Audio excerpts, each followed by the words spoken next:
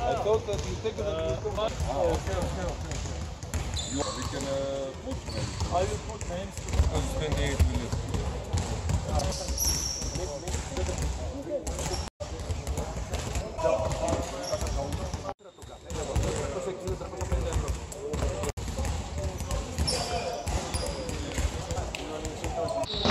დღეს ნაკრების ისტორიაში პირველად გამოვიყენეთ Polaris მონიტორინგის სისტემა.